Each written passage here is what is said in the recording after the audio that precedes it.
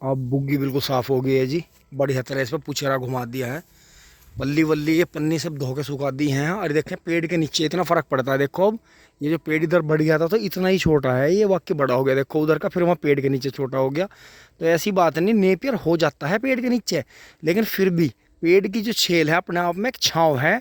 छाँव मतलब गाढ़ी छाँव का मतलब है कि नीचे थोड़ी सी कमजोरी आएगी। लेकिन ये है, लेकिन खाली जगह जहाँ भी हो दिक्कत कोना काना आप नेपियर लगा लो, आपको फ़ायदा होगा। तो दोस्तों घर चलने से पहले मैंने आपसे जिक्र करा था कि अपनी पुश्तैनी ज़मीन भी अपनी कैसी नहीं रहती, इंसान के जीते जी उस पर हक कैसे नहीं रहता। ये अभी हमें जो है 1 हफ्ता हम इन्हीं घरेलू मामलों में ही रहे जी। तो अपनी भी ज़मीनों के बैनाम में करवा रहे लोग, बताओ। जो अपनी पुश्तैनी ज़मीन है दादा लाई, उसका भी बैनामा करवाना पड़ रहा। करीब अंदाज़ा चीज़ सर्किल रेट के हिसाब से है, कहीं तो है 10-12 हज़ार रुपये बीघा, तो कहीं जो है लाखों रुपये बीघा भी लोग दे के अपने बैनाम में करवा रहे हैं। तो दोस्तों एक भाई ऐसे मिले, मतलब है तो खैर वे बुजुर्ग ही, लेकिन हम तो उन्हें भाई कहेंगे, जिंदा दिल इंसान है जी। उन्होंने बताया कि कभी जो था हमारे पास में मतलब कई सौ बीघे ज़मीन थी। तो जो हमारे भाई थे, मतलब 4-5 भाई थे जी वे, तो वे सब जो थे अलग अलग हो गए। मतलब 3 भाई तो एक साथ रह गए, 2 भाई अलग हो गए। तो लगभग आधी ज़मीन कम होगी उनके जीते जी। फिर ऐसा हुआ कि उन्होंने अपने बच्चे शहर में रख के पढ़ा दिए। 3 ने गांव में बना ली, कोठी वोठी बना ली, सारा काम कर लिया जी। फिर जो थे उनमें से भी जो थे एक नेताजी थे जी, और 2 खेती बाड़ी में ज़्यादा काम कर रहे थे। बच्चे उन्होंने अपने जो अलग हुए थे उन्होंने भी शहर में रख के पढ़ाए, उन्होंने भी शहर में रख के पढ़ाए। जो वे पहले 2 अलग हो गए थे उन्होंने तो जल्दी अपना ठिकाने लगा दी जी ज़मीन दमीन, क्योंकि पुश्तैनी दादा लाई ज़मीन थी तो ज़्यादा थी, और खूब बढ़िया घर मकान दुकान सब बढ़िया थे जी। हवेलियाँ थी, महल टाइप मकान थे। तो उन्हें उस चीज़ का कभी चाव नहीं था कि मकान हमें बनाना है। उनके तो दिमाग में यही था कि इतने बड़े को कौन रखे है, कौन इनके जाले झड़वावे, कौन इन पे पेंट करवावे, छोटा सा घर हो, छोटा सा घर हो, छोटा सा घर हो। तो उन्होंने उसी चक्कर में छोटे छोटे घर शहर में अपना कर लिए, किराए पर रहने लगे पहले। फिर ढाल ढाल अपना मन से बेच बेच के गाँव में से वहाँ बाहर कर लिए। फिर जो थे प्योर शहरी टाइप ही हो गए, क्योंकि बच्चे जब शहर में रख के पढ़ा दिए तो फिर गाँव में उनका ज़्यादा टच रहा नहीं, बच्चे कभी आए नहीं। तो गाँव में आते उन्होंने सबने अपने अपने हिस्सों में वे हवेली पवेली तोड़ ताड़ के सब दीवार उवार कर ली। तो क्या तो उनका रुतबा था जी करीब 10-20 गांवों में, मतलब आने जाने थे, और मतलब पंचायतें वहाँ होती थी, और बहुत बढ़िया जो था, मतलब उनका नाम था। मतलब जो उनके दादा परदादा रहे उनके बड़े नाम थे जी। तो उन्हें कभी चुनाव भी लड़ने नहीं पड़े। वे अपने आप ही निर्विरोध, मतलब इतने जो थे अपनी खेती बाड़ी में से कमा के जो थे वो, उनके हाथ में दान भी था, उन्होंने दान भी करा। बहुत बच्चियों की शादी करवाना हर साल, और जी गरीबों के मकान दुकान बनवा देना। और मतलब जो था बहुत ही, मतलब यो मान लो कि बहुत ही अच्छा खानदानी घर था जी। मतलब आदत से खानदानी, और पैसों से भी खानदानी, और पुश्तैनी प्रॉपर्टी से भी बहुत ही आशीर्वादित जो था, पूजनीय घर था जी। लेकिन आगे आने वाले टाइम में तो उन्होंने स्टोरी जो बतानी शुरू करी, और ये आपको पता भी है, आपके पास में, आपके साथ में, या आपके आसपास में एक घटना जरूर घटी होगी, तो आप गौर करेंगे इस बात पे। तो उन्होंने बताया कि आज मेरे जीते जी सिर्फ मेरे पे 3 बीघा ज़मीन है, और उसका भी मैं मुकदमा लड़ रहा हूँ अपने बच्चों से। तो फिर ये हुआ कि जो वे बच्चे थे 3 एक साथ रह गए थे, 2 वे अलग हो गए थे। उन्होंने जल्दी कर दिया काम, क्योंकि उन्हें खरीदने का नहीं था। ज़मीन इतनी ज़्यादा थी कि खरीदने का मन में था नहीं। उन्हें सबको यही था कि करने से पैसा नहीं आता, मेहनत करने से पैसा नहीं आता, बेचने से पैसा आता है। तो जैसे उन्होंने अपने बच्चों को सिखाया, वैसे ही बच्चों ने सीखा। देखो बच्चों की मैं कभी गलती नहीं मानता। आज कोई बच्चा साइकिल से या पैदल पढ़ने जा रहा है, या कोई अपनी थार में या अपनी ऑडी फॉर्चूनर में या किसी चीज़ में स्कूल में पढ़ने जा रहा, उसमें बच्चे की कोई गलती नहीं है। माँ बाप की गलती है कि उन्हें जो थे पुराने किस्से नहीं सुनाते। अपने बच्चों को जो वे इतना हवा में उड़ा देते हैं कि वे जो हैं मतलब पक्षियों की तरह अपने आप को समझने लगते हैं कि ज़मीन से तो हमारा कोई वास्ता नहीं, आसमान हमारा है, हम उड़ेंगे, कहीं भी जा सकते हैं, फ्लाइट से उड़ कर जा सकते हैं, कैसे भी। वे कभी भी अपने बच्चों को ये नहीं सिखाते कि यो इतना जो पुश्तैनी पैसा था, इतनी प्रॉपर्टी थी, यो बुजुर्गों ने कैसे मेहनत करी, 2 नंबर से कमाया चाहे 1 नंबर से कमाया। वे कभी भी वे किस्से बच्चों को नहीं बताते, उन्हें कमाना नहीं सिखाते। तो इसी वजह से ये हुआ कि उन 3 के साथ में भी यही घटना घटी कि उनमें से 2 का संगठन बन गया। जो वे शहर में बच्चों को रख कर पढ़ा रहे थे, जो वे गांव में रह रहे थे नेताजी, और जो मेहनत कर रहे थे, वो जो थे धीरे धीरे दिक्कत में आने लगे। फिर उन्हें जो था जो भी बढ़िया बढ़िया ज़मीनें थी, बढ़िया बढ़िया प्रॉपर्टी थी, जो कोठी में भी बढ़िया हिस्सा था गांव में, वो उन्हें देना पड़ा। उन्होंने फिर उसका लेके ताला मार दिया, खंडर बना दिया।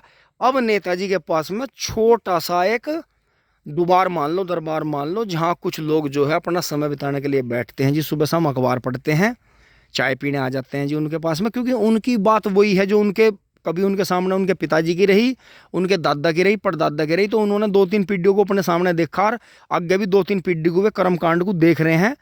और दोस्तों धीरे धीरे ये हुआ कि आज उनके लड़के भी उनसे अलग हो गए, और जो है मतलब जो उनकी वाइफ है वे भी उन्हीं के पक्ष में चली गई कि तुम तो सनकी हो, तुम तो पागल हो, तुम तो ये है, तुम तो मेरे पर गोबर हटाते हो, सारी ज़िंदगी में बर्बाद हो गई, दुनिया को मन ने खाना बना कर खिलाया, बाद में तुम्हारी गाली खाई, ये था वो था। तो वे भी शहर में जाके, वे भी शहरी टच में ही होगी, वे भी शहर में जाकर रहने लगी। तो जी उनके लड़कों ने भी ज़मीन बांट ली, अपनी अपनी ज़मीन पर कब्जा कर लिया। उनसे जो था उनके जीते जी उनसे बैनामे करवा लिए। और जो तो वो 3 बीघे जो ज़मीन बची है वो इतनी अच्छी जगह आ रही है कि वहाँ जो है दोनों तीनों तरफ कॉलोनी कट रही है। तो कहीं ये जो है ज़मीन हाथ से ना निकल जाए, उनकी वाइफ ने लड़कों के साथ मिलकर उन पर मुकदमेबाजी कर रखी है। तो उन्हें बेचारों को वहाँ ये वसीयत ये करनी पड़ी कि अगर मैं किसी कारण से मेरी मतलब आगे मैं बुजुर्ग हो रहा हूँ और मेरी मृत्यु हो जाती है, तो ये मेरे दोनों लड़कों में बराबर बांट दी जाए। इस पे जो है इन्हीं का मतलब उस पे जो है उन्होंने पहले ही इतना अविश्वास फैल गया कि मतलब एक जो राजा था, मतलब जो एक रजवाड़ा था, वो जो है अपने आप खाना बना रहा है, या अपने जिनसे कभी प्रतिद्वंदिता रही परिवारों से, वे उनके वहाँ उठना बैठना पड़ रहा जी। वे तो यूँ मान लो कि गाँव में तो देखो शर्म होती है लोगों में, कोई मट्ठा पुचा दे, कोई अपना टाइम पर रोटी बन रही है रहनु का अपने लो, अपने ताऊ जी को बुला लाओ या अपने बाबा जी को बुला लाओ, दादाजी को बुला लाओ, खाना खा लेंगे। वे नहीं जाते हैं शर्म के मारे, तो वे बच्चे जो थे थाली में घलवा के या अपना चाय के टाइम पर चाय उनकी लेके जाते हैं। क्योंकि उन्हें जब उनके पास में प्रॉपर्टी थी तो शहर में रहने वालों को यूँ लग रहा था कि ये तो लालच में कर रहे, गाँव के तो ये परिवार के तो लालच में कर रहे, यो कहीं इससे बुढ़े से ज़मीन ना लिखवा लें। और आज जब उनके पास में कुछ नहीं है तो वे कर रहे हैं, मतलब वे उनकी हंसी उड़ा रहे कि ये तो मूर्ख हैं, ये तो पागल हैं, इन पर तो 1 बीघे मिल लिखवाई गई, यो 3 बीघा बच रही थी पिताजी की, यो भी हमने, पिताजी नहीं मतलब उनकी तो बोलचाल इतनी खराब होगी, वो तो बुढ़ा कहने लगे, उनका बुढ़े की हमने लिखवा ली। बना फिर रहा था राजा, बना फिर रहा था रजवाड़ा। तो दोस्तों अपने परिवार को मैं बैठ के किससे सुनाया करो, अपने बच्चों को मान जाओ। अगर आप अपने छोटे से बच्चे को मोटरसाइकिल पर बैठा के और घर का कूड़ा कचरा उसके हाथ में देकर धोखेबाजी से किसी के प्लॉट में, कहीं नाली पे, किसी की कूड़ी पे या किसी के खेतों में फेंक रहे हो ना, आपके बच्चे के जो मन में है आपकी छवि अच्छी नहीं बन रही। कल को वो भी आपको उस कूड़े के समान ही फेंकेगा ठा के, देख लेना। हमने अपनी आंखों से देख लिया, उनकी बात सुन के मेरी रूह कांप गई। मैं जिस अपनी पुश्तैनी ज़मीन पर खड़ा हूँ, अगर हमारा परिवार को हम किससे ना सुनाओगे, ना उन्हें संस्कारी बनाओगे बालकों को, तो ये काम हमारे साथ भी होगा डेफिनेटली। तो हमारे पिताजी और माताजी के प्रति हमारे मन में जो आदर है वो उनके किस्सा सुनाने की वजह से है। उन्होंने हमें बकायदा, जैसे आप पिक्चर हॉल में या अपने मोबाइल पर टीवी पर जो है फिल्म देखते हो, बिल्कुल वे हमारे सामने डेली फिल्म चलाते हैं और हमें जो है ज़मीन से जोड़ कर रखते हैं। कहना उनका यूँ नहीं है शहर में जाकर नहीं कोई बर्बाद हो रहा, थार लेकर कोई बर्बाद नहीं हो रहा, बुलेट लेकर कोई बर्बाद नहीं हो रहा, विदेश में घूमने से कोई बर्बाद नहीं हो रहा, खेती छोड़कर दुकान करने से कोई बर्बाद नहीं हो रहा, डेयरी करने से कोई बर्बाद नहीं हो रहा। अगर संस्कार नहीं है, अगर पैसा कमा का आता है या पैसा बेच का आता है, ये चीज़ अगर आपके मन से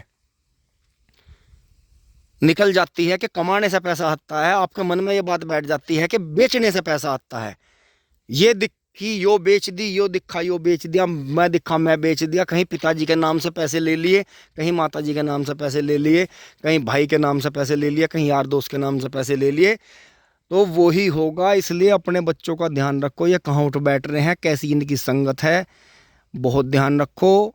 आने वाला समय बहुत कठिन होगा। जिसके पास में थोड़ी बहुत पुश्तैनी प्रॉपर्टी है, अपना घर मकान दुकान है, वो आदमी सक्सेस कर जाएगा। लेकिन जिनके पास संस्कार नहीं है, उनके पास चाहे पूरा साम्राज्य है, बचेगा नहीं। क्योंकि प्रॉपर्टी जो बिकती है, जो गा बजा के बिकती है और सौदा करके बिकती है, और पता है इसे तो जरूरत नहीं, ये तो बेचे नहीं, उसके तो पैसे आदमी लगावे ज़्यादा आके। और जिसका पता है ना कि इनमें तो आपस में फाड़ हो रही, 100 रुपये की चीज़ के 2 रुपये भी नहीं देता कोई। तो ये चीज़ अपनी ध्यान में रखो। अपने बच्चों को डेली बैठ के किस्से सुनाओ, उन्हें स्टोरी सुनाओ, उन्हें बताओ कि ये जो हमने काम बनाया बेटे कैसे बनाया, हमने जेवर गिरवी रखे, हमने किसी से ली या ज़मीन गिरवी रखी, कैसे कैसे करके हमने अपना काम बनाया। जब आज तुम राजपाट तक घूम रहे हो, जिन तुम्हारे ही समकक्ष बच्चों पे साइकिल भी नहीं है, तुम नवी बुलेट लेकर घूम रहे हो, तुम्हारे बराबर प्रॉपर्टी होते हुए उन पे बेचारों को वे टैक्सी करके जावे, तुम अपनी नवी थार में घूम रहे हो। ये चीज़ें अपने बच्चों को सुनाओ, उन्हें बताओ।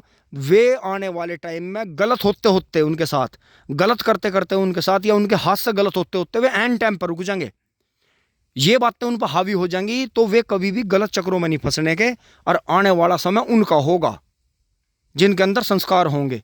इसलिए सही संस्कार अपने अंदर रखिए और ऐसी वाणी बोलिए जिससे सबका भला हो। यो नहीं है कि आपने अपना घर भर लिया और उस घर भरने में आपने और घर बर्बाद कर दिए, तो वो जो पैसा गलत तरीके से आया है वो एक न एक दिन घुन की तरह आपको खा जाएगा, अंदर से खोखला कर देगा। बेशक आपका कितना भी बड़ा साम्राज्य हो, देख लो कितने बड़े